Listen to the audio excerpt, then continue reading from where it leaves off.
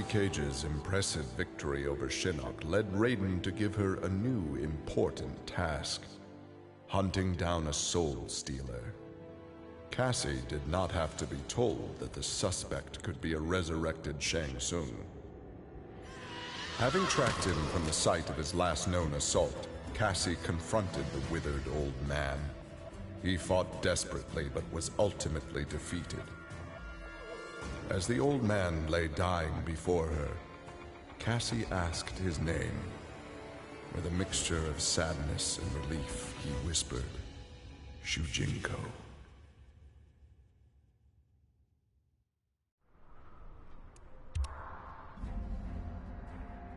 Devorah's ultimate plan was not to destroy Shinnok, but to enslave him. She implanted larvae, her young, in his body to gestate. Having consumed the godlike power of their immortal host, Devorah's offspring were unlike any Kaitin ever born.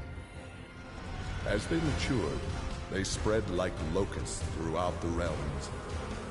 Her army of Kaitin super drones brought glory to Devorah, their beloved queen, and destruction to all.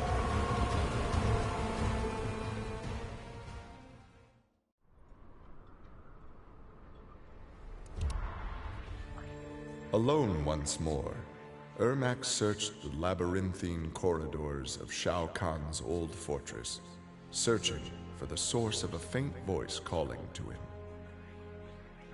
Suddenly, a wisp of dust brushed his chest, wrenching free one of his many souls.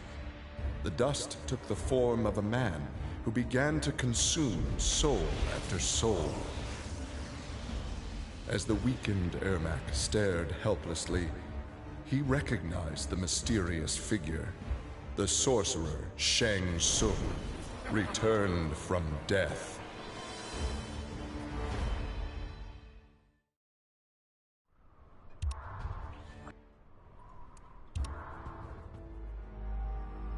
Nearly 150 years ago, Aaron Black had been hired by Shang Tsung to assassinate an Earthrealm warrior. In return, Shang had slowed Black's aging process. He could therefore afford to be patient. If an employer wanted someone dead, they would be in time. A team of young Earthrealm warriors had caused Aaron Black's current employer, Kotal Khan, much inconvenience. With the patience of a viper, Black eliminated them all.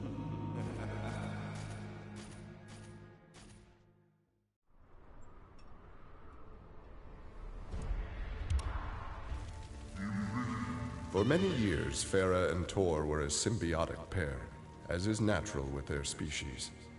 But that bond was broken when Farah came of age and began the Great Transformation. Farah Tor returned to the Tarkatan Wastes, where Farah began her metamorphosis.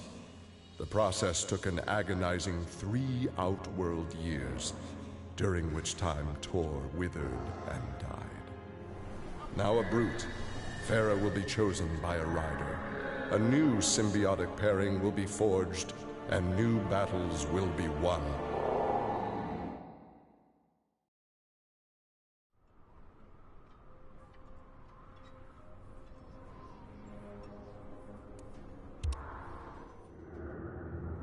The Shokan had become outcasts for refusing to aid either side in the Outworld Civil War. But with the conflict over, Prince Goro decided to re-enter the political landscape. Kotal Khan's armies were weak from years of battle. Melina's rebels were scattered. It was an easy matter for the Shokan to seize control. The newly crowned Emperor Goro had his rivals exterminated. No Ashtek, Kaitin, Edenian, or Tarkatan would usurp his throne.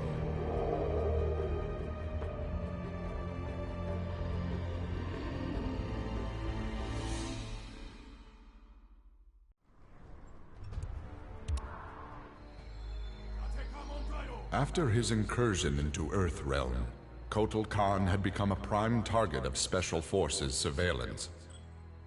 Jackie Briggs was assigned to monitor his activity. Jackie followed Kotal Khan to an equatorial jungle, where he entered a hidden pyramid. Inside, he retrieved a glowing crystal skull. Jackie attacked the Emperor and raced away with the object. Jackie was praised for her work, but couldn't help thinking her interference was what Kotal Khan had wanted all along.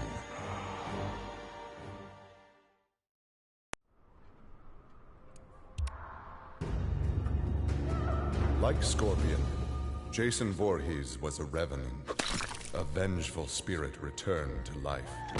Hundreds had fallen victim to his bloodlust. Liu Kang, now ruler of the Netherrealm, took notice. An immortal killer like Jason would be useful in his plans for conquest.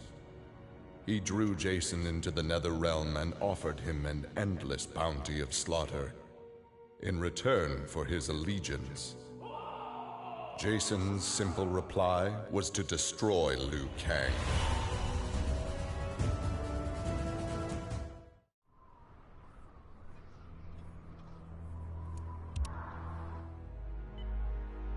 After Shinnok's fall, the hospitalized Johnny Cage asked Jax to fill in as leader of his squad. Jax agreed. It was a chance to spend time with and protect Jackie. Boarding their transport after a routine mission, Jax's greatest fears were realized as the mercenary Aaron Black sprung from the cargo bay and fired on the young heroes. Fortunately for Jackie and company, Jax's quick reflexes and bulletproof arms deflected the assassin's rounds. Jax quickly subdued Black, then slipped into shock as a red stain engulfed his chest.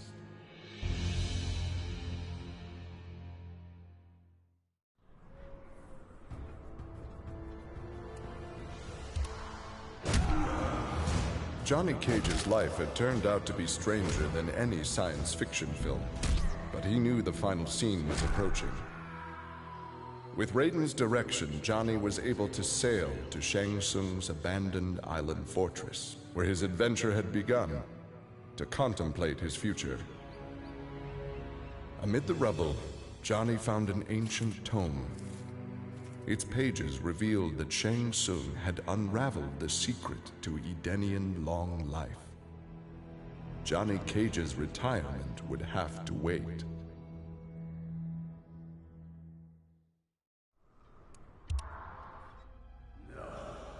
Kano had always been a survivor, but even he would one day succumb to fate.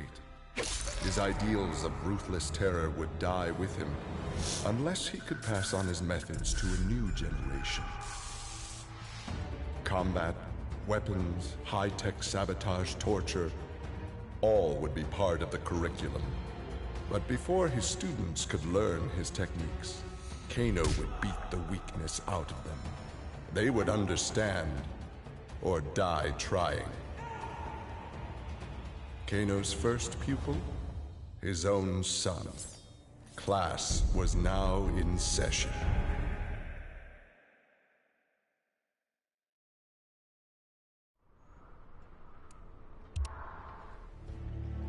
Having defeated Shinnok, Kenshi joined Takeda on his quest to avenge his mother Su-Chin's murder.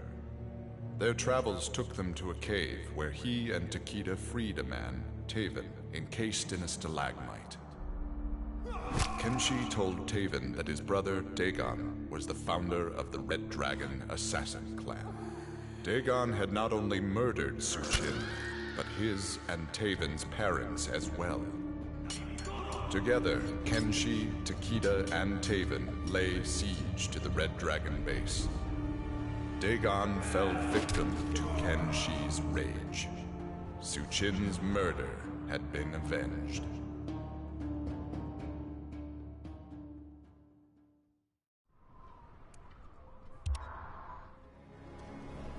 Kitana found herself walking the streets of a magnificent, shining city. This was Edenia, a realm freed from Outworld, and Kitana was its beautiful queen. This was the timeline unaltered by Raiden. Earthrealm had been destroyed by Shao Kahn, but Kitana had survived Armageddon and united the other realms to destroy him. Long-lasting peace was the result.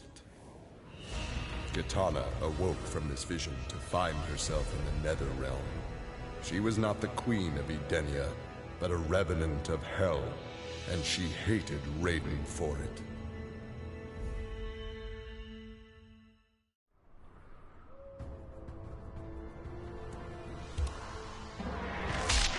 Kotal Khan returned to Outworld determined to rebuild his forces. But Raiden defeated him in a surprise attack and claimed dominion over Outworld. Desperate, the Emperor called upon the Elder Gods to aid in preserving his sovereignty. They granted his request, invoking the most sacred of contests. Now, once every decade, Kotal Khan must enlist his greatest defenders to face Raiden's challengers in mortal combat.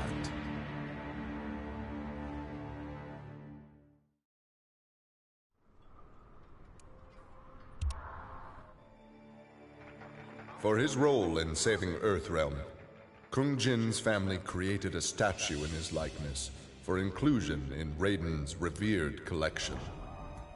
But Kung Jin's thoughts were with one no longer accepted by his family, Kung Lao. Kung Jin set out to locate his cousin and found him in the Netherrealm. Raiden believed Kung Lao's tortured soul was forever trapped without Quan Chi's magic to free him. But Kung Jin knew the Shaolin was stronger than any sorcerer's spell. He vowed to help Kung Lao fight off the evil that had remade him.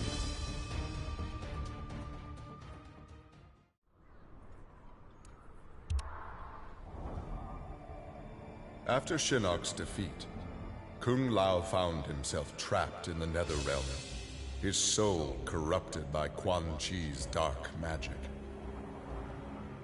There he would have remained but for the aid of his cousin Kung Jin.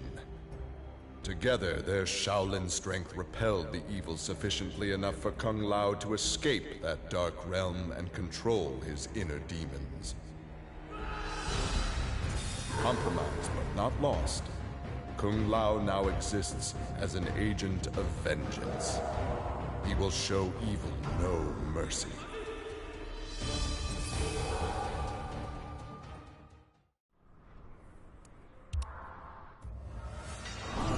With Shinnok defeated, Liu Kang explored the Netherrealm, a world that, without Shinnok's controlling power, had descended into chaos. Liu Kang was no sorcerer or elder god, but his fighting skill was more than enough to beat Netherrealm's demons into submission. Liu Kang realized that Netherrealm was his for the taking, and that ruling appealed to him. He would assume Shinnok's throne and ponder the conquering of other realms.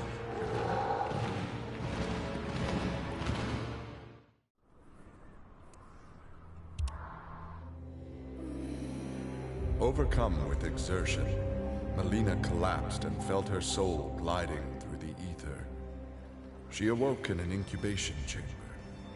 Nearby were countless others, each containing an exact copy of her.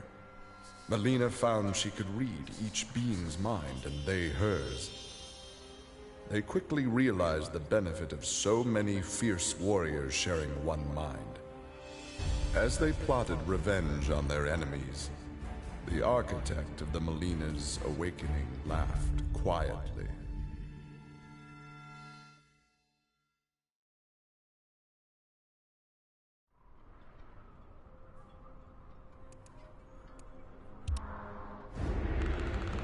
This world called Earth produced many worthy opponents, which made for excellent sport.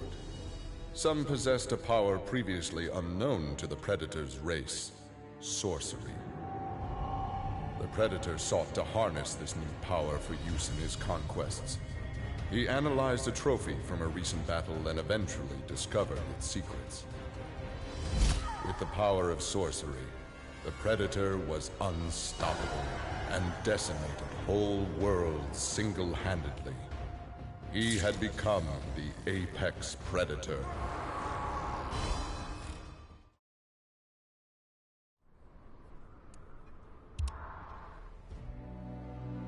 Quan Chi had long been a servant of Shinnok. His role in freeing him from imprisonment had not gone unnoticed by the Elder Gods. Shinnok was no longer a threat, but Quan Chi's actions had given rise to a new power. After much deliberation, the Elder Gods contrived a plan to rebalance this power before it grew further. Free will was burned from Quan Chi's soul and replaced with a single directive. He must kill Raiden.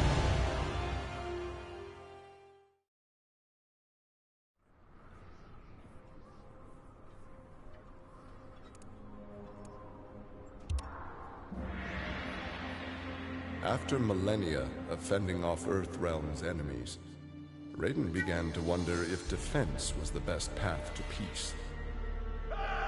In a change of tactics, Raiden and the Shirai Ryu attacked Kotal Khan's armies before they could rebuild. They decimated the Emperor's forces, leaving Outworld at their mercy. The victorious Raiden claimed dominion over Outworld. The first of many threats to Earthrealm had been removed.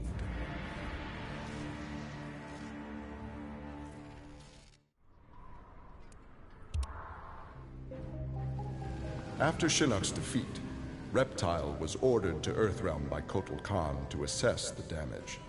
Such intel could prove useful in future conflicts. Stumbling upon a collapsed cavern, exposed during the crisis, Reptile was shocked to see raptors emerging from within. Unlike the rest of his race, these raptors had never left Earthrealm for the doomed realm of Zaterra, and thus had remained safe and hidden. Alone no more, Reptile vowed to remain with his rediscovered people and reclaim their Earthrealm homeland.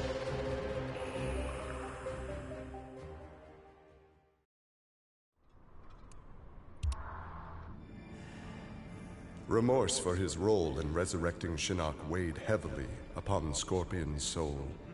His desire for vengeance had brought Earthrealm to the brink of destruction. Scorpion offered to perform harakiri to atone for his offense. But Raiden suggested a more productive alternative. Instead of death, Raiden sentenced Scorpion to life. He imbued Scorpion with a small portion of the Jinsei's power, linking him to Earthrealm's essence. Scorpion and his Shirai Ryu clan would protect the Jinsei and Earthrealm forever.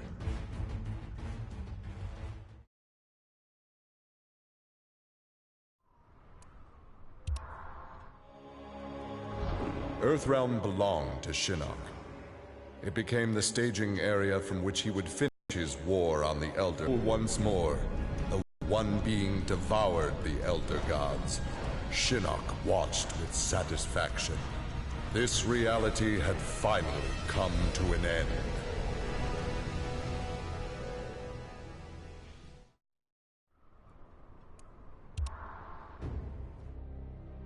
Exhausted by her ordeals, Sonya slipped into a deep sleep and began to dream. Kano held Jax and Cassie hostage. He made Sonya choose who would live and who would die. Seeing no way to free them both, she chose Cassie and screamed as Kano killed Jax before her eyes. Still screaming, she was awoken by Johnny. He had horrific news. Jax was dead by an assassin's bullet.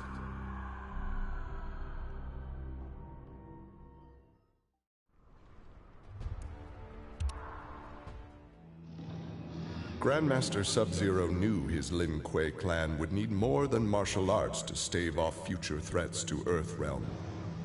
In the frozen reaches of Outworld, he found the answer. A female frost dragon with a clutch of eggs. With his ability to freeze, Sub-Zero hatched the dragonlings. They accepted their Lin Kuei masters and their training as combat mounts. With a force of dragon riders, the Lin Kuei's ferocity became legend. None dared risk conflict with Earthrealm.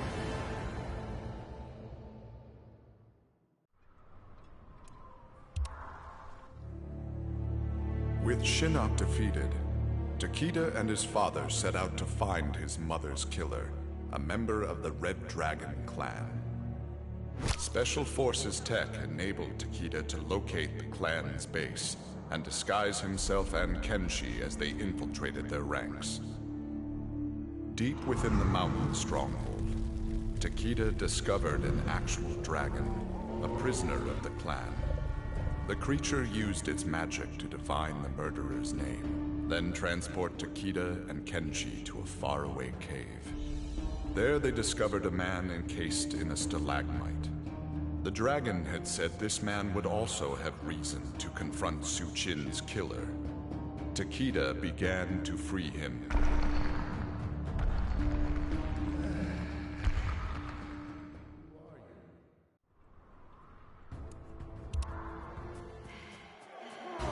With Melina executed, Tanya's dreams of a free Edenia seemed dead as well. She and the other rebels were fugitives from Kotal Khan's justice.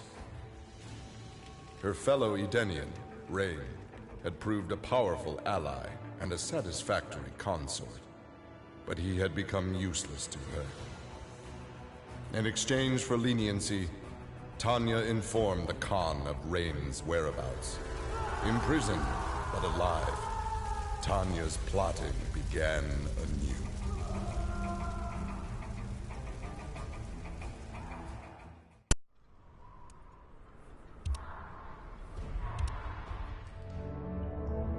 Standing over Shinnok, Tremor reveled in his power. Much had changed since the Black Dragon's excursion to the Dream Realm. Kano had sent Tremor's team there to retrieve a psych bomb to be used in Kano's theft of Shinnok's amulet. Exposure to that realm had increased Tremor's power and expanded his mind. He would evolve into an earth elemental, a demigod whose power would rival that of Raiden and Fujin.